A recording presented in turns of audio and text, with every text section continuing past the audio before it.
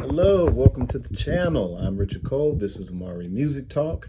Um, just some breaking news. Jann Wenner has been removed from the Rock and Roll Hall of Fame board.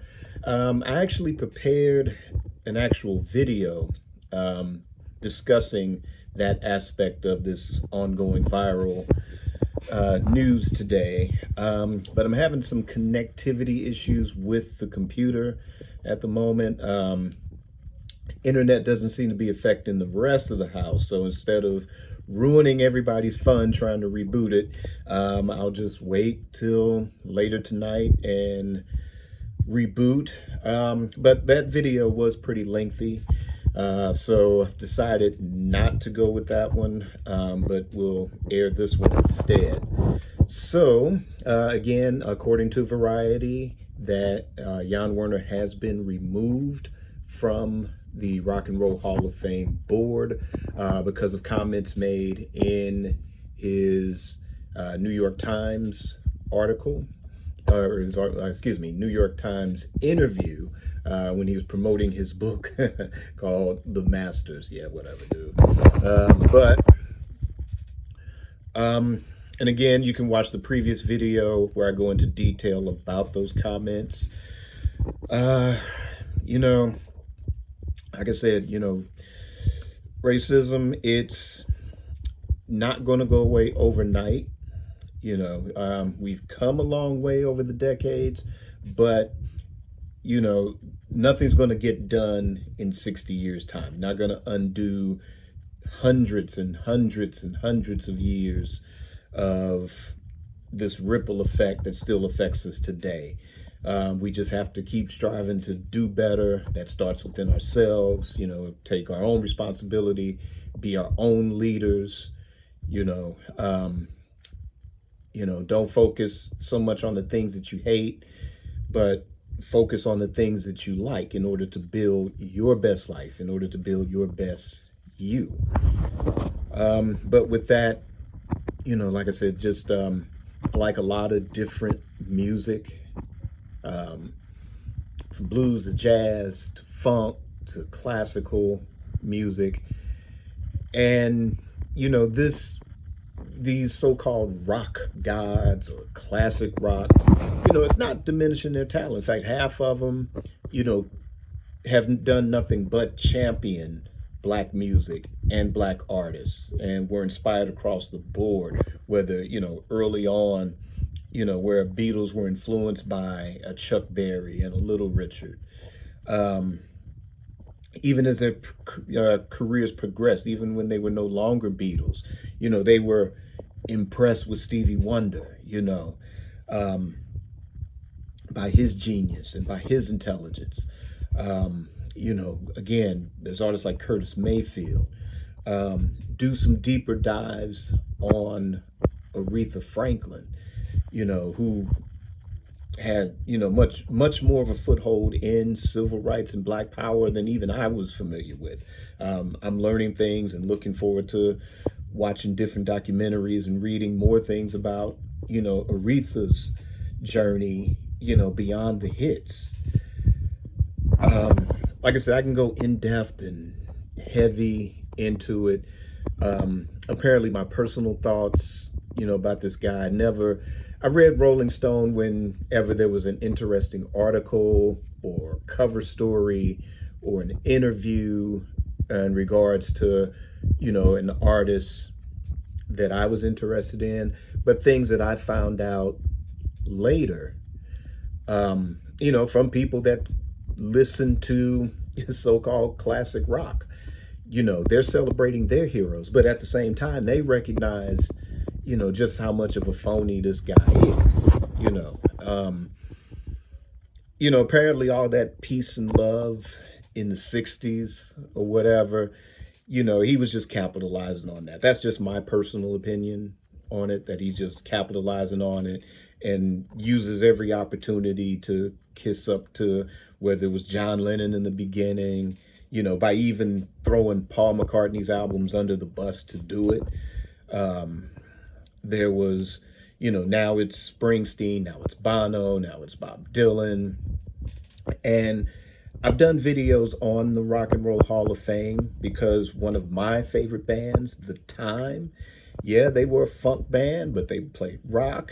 And with Jesse Johnson, to me, one of the best guitarists on the planet, somebody whose music I enjoy, his guitar solos I enjoy as much, if not more, than say a Frank Zappa or even Prince or Hendrix. I've done a video where there's sort of a through line: Jimi Hendrix, then Eddie Hazel, then Jesse Johnson. Um, the music is to be enjoyed by everyone. And like I say, when I hear those solos, like I said, I consider Frank Zappa one of my favorite guitarists, and I'm going deeper into that artist's music. And there's room for everybody. There is one story I want to recount from when years ago, back in the 90s, I used to work for this photo lab. They had different locations throughout the town. And, as a photographer at that time, early mid 20s, was thinking like, oh, that's a stepping stone. I can learn more about the development and processing of film, which would help me better articulate, what I want out of my own photographs, whether it's developing or composition or, how much black and white, the tones, contrast, you name it. But anyway, I digress. But mostly I worked alone at this one particular location. I mean, there was a manager and assistant manager that worked the front counter, but I was, in the back, in the lab, processing the film and printing, making the prints. And at one point I started bringing in like a little boom box and would just have music to listen to while I worked. And would bring in just different things. If I was feeling the Beatles one day, I'd bring in some Beatles. If I was feeling Parliament Funkadelic, bring in some Parliament Funkadelic. But there was one point where the volume was getting pretty heavy. So needed some help. They had somebody come in from one of the other stores to give me a hand. And so after a while, I'm like, hey, if you got some music you want to bring and play, go ahead, bring it. You bring some Clapton, you bring, whatever, maybe some Led Zeppelin or something like that, and it was cool, it was enjoyable. But it was one particular day I started putting in, and it was, I dubbed a cassette of the first Funkadelic album from the Westbound era. And, if you know about George Clinton, what the things that inspired him were Jimi Hendrix's first album, Are You Experienced? Sly and the Family Stone's first album, A Whole New Thing, and the Beatles' Sgt. Pepper's Lonely Hearts Club Band. Those three albums inspired George Clinton to come up with the look and the sound for Funkadelic. And especially those early Westbound albums, you get those influences in those tracks. But again, you got Eddie Hazel, one of the greatest guitarists on the planet that should get just as much recognition as a Jeff Beck or Jimmy Page or whoever, is on those records. And I'm playing it, and this cat goes, oh, what the fuck is this shit?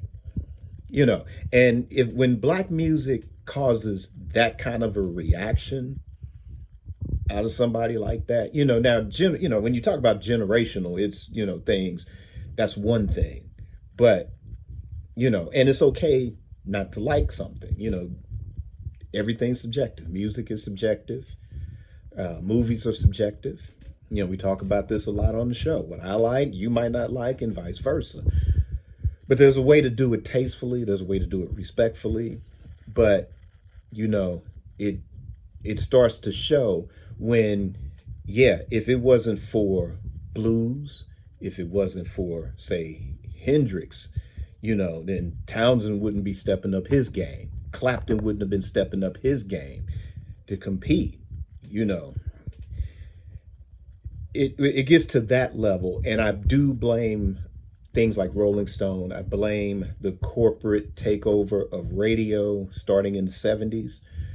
and the corporate takeover of a lot of the record labels, that was when creativity stopped, and it also created this wider division for music where you had opportunities.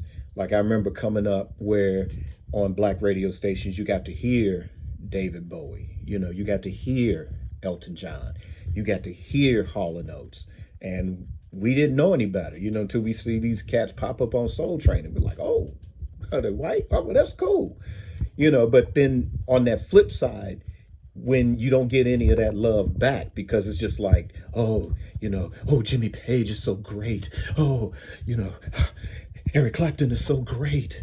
Oh, and then you bring up a Jesse Johnson or you bring up an Eddie Hazel, and then it's met with this, this lynch mob mentality, then that's when things become an issue. That's when it becomes a problem. And when you have a Rolling Stone that perpetuates that, when it's not showing love to a Marvin Gaye, or you belittling, in that article, Werner belittles Stevie Wonder. It's like, come on, that's Stevie Wonder, or like I say, bashing women, black or white, and it's like, Joni Mitchell is not intelligent. She was, she jammed with and made an album with Mingus,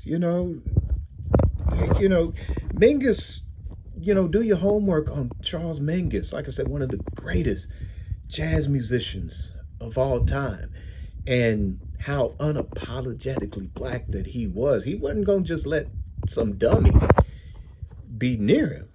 So, Joni Mitchell definitely had something to bring to the table if he was willing to work with her. Yeah. But like I say, it gets to that point where, we got to have shows like this to keep a balanced perspective. Like I say, it's okay to have your opinion. If you think Jimmy Page is the greatest, I like Led Zeppelin too. I think they're great. I love their albums. If you think, Jeff Beck was great, he was great. Yeah. Originally he was going to do Superstition first, but Stevie decided to it was too good of a song. Stevie kept that to himself. Stevie Wonder wrote that for some Jimmy Page. For Jeff Beck. So,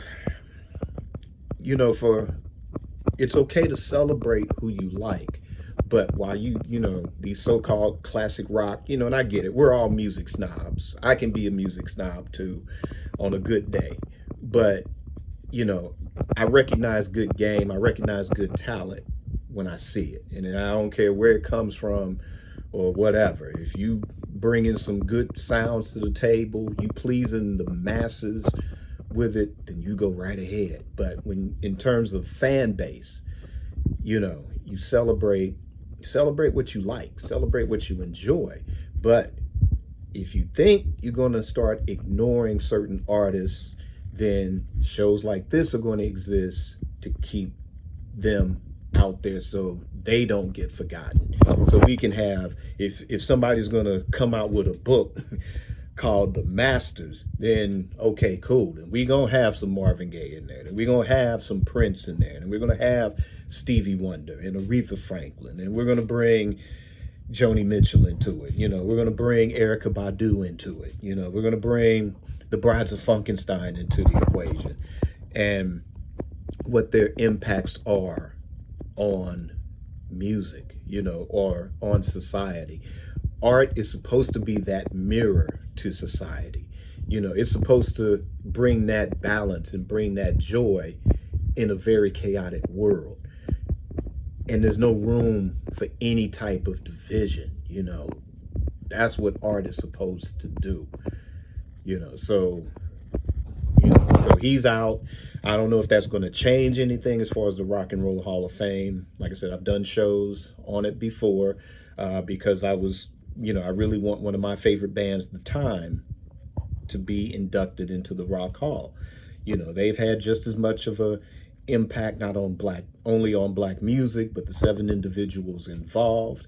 We got 2 in. Got Jimmy Jam and Terry Lewis, so I figure 2 down, 5 more members to go. But as the time, as a stage presence, as performers, as musicians, there are people that have been inducted for way less. And just like a lot of different groups, black and white, this group is definitely long overdue. So, like I say, y'all keep pumping that negativity. We're going to start pumping positivity right back into the equation. So until then, keep on hitting like, hit subscribe, hit the notification bell. If you're a first time listener, definitely welcome. There's more to come. If you're a long time listener, hang in there with us. There are new episodes coming. Don't forget Purple Notes Unveiled podcast coming soon. Brand new episodes of Amari Music Talk coming soon. But until then, create your day, create your life. Peace.